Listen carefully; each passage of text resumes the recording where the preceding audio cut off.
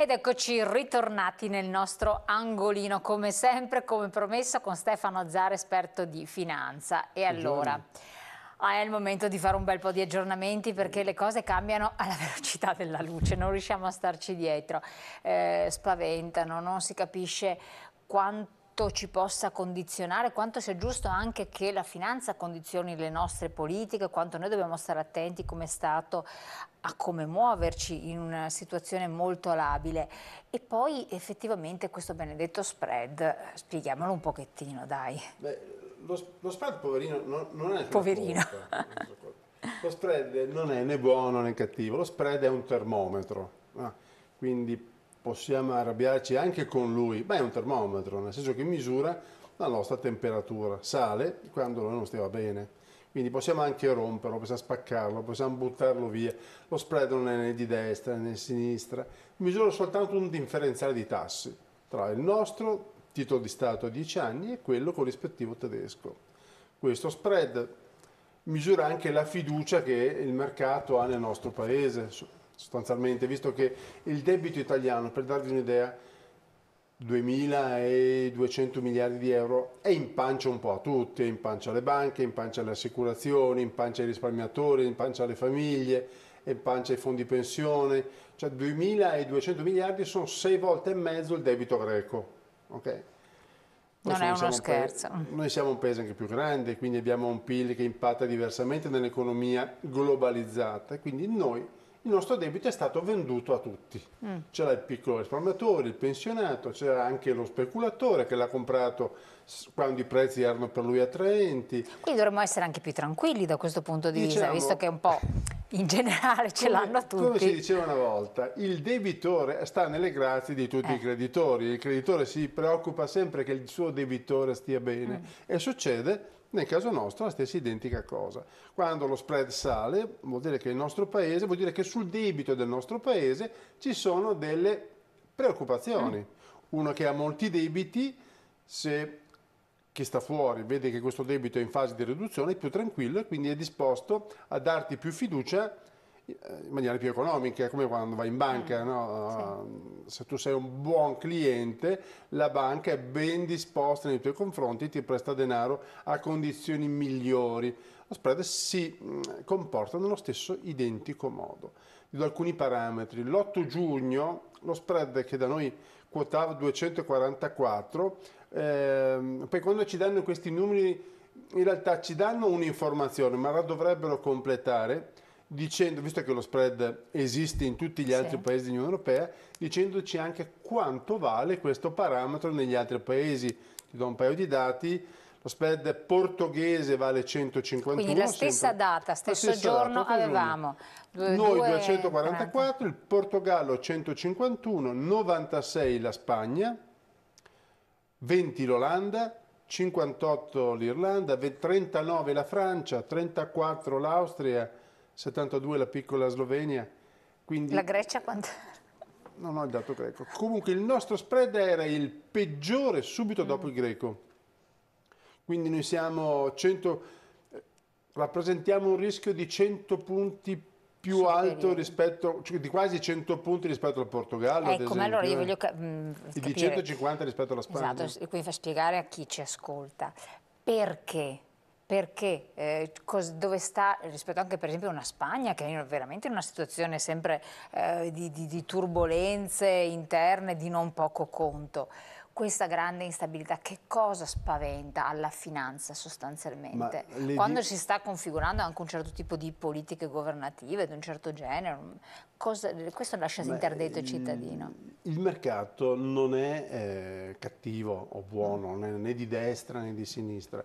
Quando si fanno delle valutazioni... Non è né di destra né di sinistra? Non è né di destra né di sinistra. Il mercato è fatto dal pensionato da una parte e da istituzioni finanziarie, società, banche, assicurazioni, famiglie, fondi. Il mercato è complesso, contiene tutti il mercato. Il mercato fa anche delle considerazioni, le fa su dati, non su emozioni, le fa sui dati. Noi abbiamo un debito molto elevato, ma non è solo questo che impatta nelle valutazioni. Ecco, bravissimo, non è solo questo, non è il debito, che cos'è che altro che impatta in modo importante? sono sostanzialmente anche tutte le attività, le decisioni che vengono prese e che determinano le direzioni che prende un paese e la sua economia. Noi abbiamo anche un PIL e una crescita più bassa rispetto agli altri, quindi avere molti debiti e avere uno stipendio anche basso, perché il PIL di un paese è sostanzialmente la ricchezza di un paese. Vuol dire cresciamo di 1,4 punti, di 1,5 punti, quando ce le prefigurano rose. Ecco, quando hai molti debiti guadagni anche poco, ovviamente sei un debitore sostanzialmente esposto a delle criticità. Quindi, perché sei povero.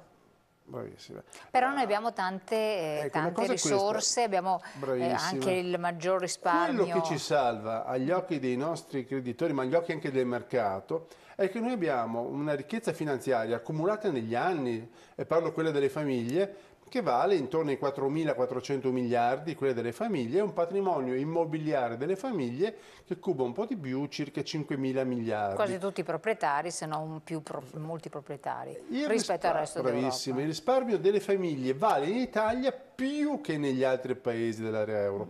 Per cui nonostante siamo un paese con molti debiti e con bassa crescita, rappresentiamo comunque un debitore che ha le spalle coperte dal suo risparmio, dal risparmio se questo non ci fosse, cittadini. e qui stiamo parlando di qualcosa così di fantafinanza, però se questo non ci fosse stato, il nostro spread potrebbe essere più alto? Sì, ma non si è cresciuti di 100 punti in un giorno. Esatto, però questo non ha neanche una spiegazione logica, perché?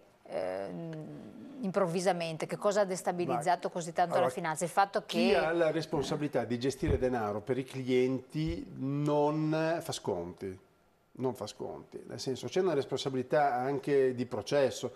Nel momento in cui mi vengono affidati dei soldi, che non sono miei ma sono dei miei clienti, e io vedo nell'Italia un porto non più sicuro per scelte politiche che potrebbero esserci, perché se non sono a posto con i conti potrebbero applicarmi un'altra patrimoniale, perché potrebbero tentare un prelievo notturno come nel 2003 sui conti correnti, per mille altre cose fondate o meno. Ecco, se io considero quel paese non più un porto sicuro, cioè non un posto dove guadagnare, ma addirittura un posto dove i soldi dei miei clienti possono perdere, li sposto immediatamente. Ecco, però, questo determina l'innalzamento dello spread. Però in base a quello che è stato un po' presentato come contratto di governo, se uno poi l'ha guardato, al di là che chi vuol farci speculazioni in azioni oppure andare a vedere oltre le righe, non si è parlato di nulla di tutto ciò, anzi si è cercato di dare una configurazione un po' più tutelatrice degli interessi dell'Italia rispetto a prima, anche più se vogliamo anche di chiusura, adesso vediamo il discorso dei porti,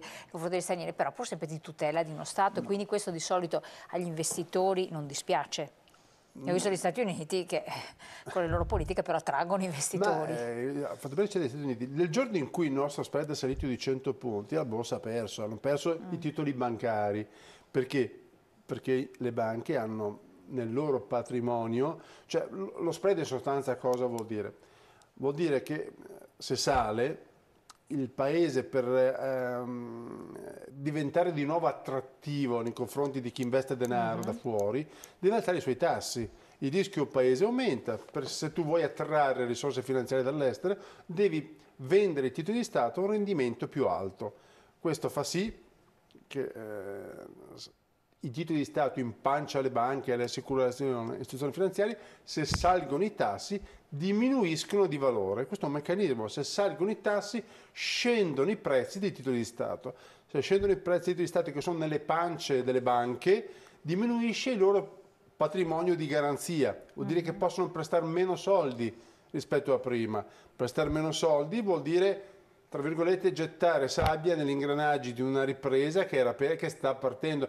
Noi siamo gli ultimi a partire, siamo stati gli ultimi a partire. Se buttiamo nella sabbia negli ingranaggi adesso non va bene. Quindi chi decide di investire in un paese fa anche queste considerazioni. Diventiamo un paese dove la crescita che sta per partire viene stoppata sul Cosa nascere. bisognerebbe fare a livello quindi di politica economica interna o verso l'esterno per dare una stabilità, per dare un'immagine di stabilità, per far sì che appunto questo benedetto spread, che poi vedremo anche che ripercussioni può avere a livello pratico, si arresti, torni a calare e tutto, quindi dare un'immagine di un certo tipo. Diciamo che anche le ultime decisioni, quelle che si stanno prendendo in questi giorni dal nuovo governo, sono da una parte perorare le loro istanze, quelle per cui sono stati eletti, dall'altra parte mandare un messaggio positivo all'Europa: attenzione, noi andiamo avanti con il nostro programma perché pensiamo che le linee guida siano quelle di far ripartire in maniera più importante, più decisa la crescita, ma nel contempo da una parte non sposiamo le tesi anti-euro, anzi in questo consorzio vogliamo starci negoziando eventualmente clausole di elasticità di bilancio che ci consentano di essere più propositivi per quanto riguarda la crescita interna, che diciamo sull'euro, poi in questa fase in cui lo spread è andato giù, se sono riemerse le vecchie polemiche, bufale e quant'altro, tutti sono concordi nel dire è un bene esserci da una parte, altrimenti veramente saremmo andati a gambe all'aria, e però attenzione, ci siamo entrati male e impreparati. Dove l'abbiamo pagata? L'abbiamo pagata con la crescita, sostanzialmente col fatto che i redditi delle persone, cioè la ricchezza, il PIL pro capite sia fermo dal 98, quindi noi abbiamo perso un potere d'acquisto rispetto a tutti gli altri intorno al 25-30%, l'abbiamo pagata in questo sistema, non è poco. Non è poco. Un'ultima cosa, quando si dice si alza lo spread ci rimettono i cittadini che hanno soprattutto delle esposizioni debitorie con le banche. Sì. È solo questo? È vero così immediatamente? No, diciamo, se aumenta lo spread non è immediata. Non è immediata, diciamo, la cosa. Una permanenza prolungata. Che vuol dire quanto prolungata infine? Vuol dire un paio di mesi. Ah, ok, va bene. Obbligo, e quindi i tassi nel nostro paese crescono per attrarre capitali e rifinanziare il debito, già crescono. Questo ha un effetto poi a catena sui prestiti personali, sui prestiti per l'impresa, sui mutui per la casa. Consideri che questi sono gli anni delle vacche grasse.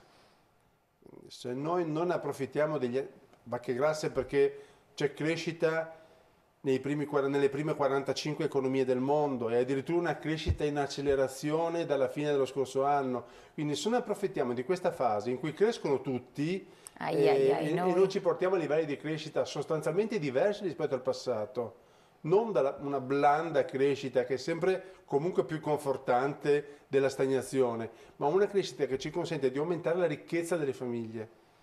Tutto passa dal reddito disponibile alla ricchezza delle famiglie. Quindi è determinante puntare su una ricchezza interna, quindi al di là di tutto. Quindi vuoi giocare su una tassazione meno impattante o su più lavoro, muovendo l'economia, non so neanche come, ma qualcosa bisogna fare per evitare... Diciamo, le ricette possono essere diverse, l'obiettivo è condiviso da tutti. Cioè se ne esce... non possiamo aumentare le imposte, anzi secondo me è corretto andare nella direzione opposta, tagliare la spesa, ma è là dove tagliare la spesa, far ripartire la giostra. Perfetto. Detto questo, ci riaggiorneremo la prossima settimana con un altro capitolo, altre cose interessanti, perché poi ci sono diversi punti che dobbiamo ancora approfondire per farli conoscere ai nostri telespettatori. Grazie a Stefano Zara, grazie a voi di averci seguito in questa nostra lunga puntata. Buonanotte e naturalmente a presto.